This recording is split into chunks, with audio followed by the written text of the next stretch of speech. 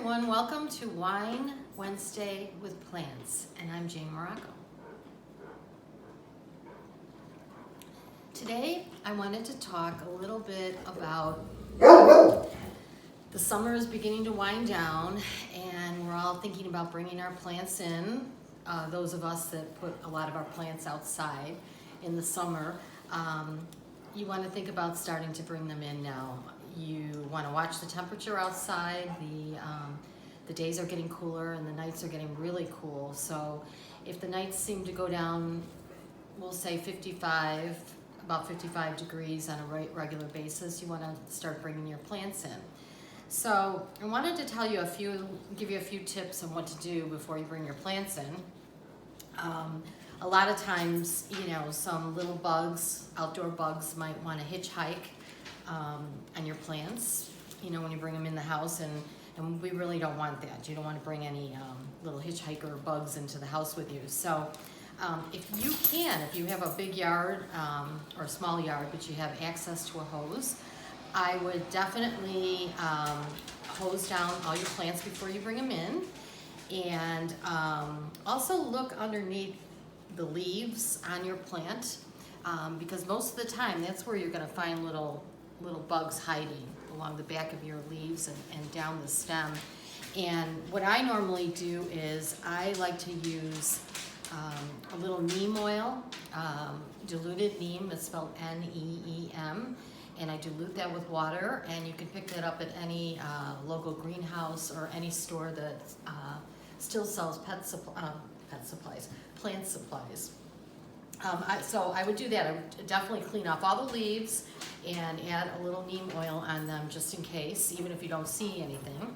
I would definitely trim off anything that looks unsightly, and always remember to clean your scissors or your pruners just in case there are little bugs on there. And I like to use little individual alcohol prep pads, because you can clean your scissors with them, and you're not wasting any alcohol. They're already on that little pad.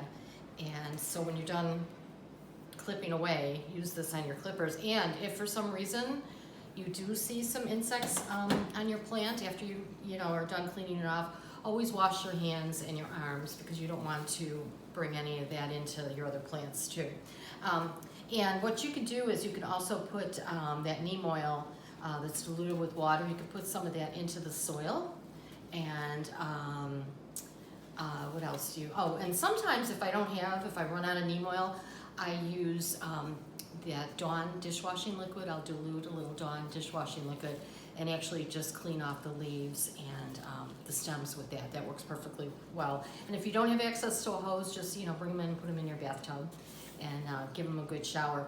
So when you clean them off and you bring them into your house, I always check to make sure that they don't need to be repotted. This might be a good time to repot them at the end of the summer. So if they're growing out of the bottom, or they look stressed at all in any way, I would definitely repot them.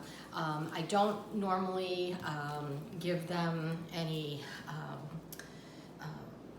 special food or anything like that in the fall, because now the season's going to slow down. And once you bring them in the house, and you turn on the heat, if you feel yourself, like your own skin beginning to dry, I know as soon as that happens, I'm like layering on the Neutrogena. I'm a Neutrogena freak. You could just about guarantee that your plants are feeling the same way.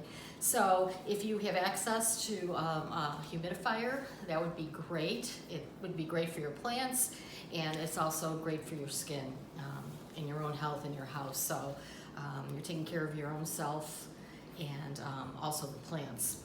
And another way of creating some more humidity is to put a lot of your plants close together, because the plants will take care of themselves. They'll take care of themselves and other plants by creating even more humidity when they're close to each other. And one more thing I want to mention, I hope you can all hear me. I know my dog Bear always decides to bark when I'm talking, but one of the things that I did want to mention is that everything is starting to slow down now with fall coming on and the sun isn't out as long. So you may want to kind of move your plants around the house and see where they're going to get the most light. And also, don't forget to rotate them because they're going to start leaning toward the light, and you don't want them to start growing crooked.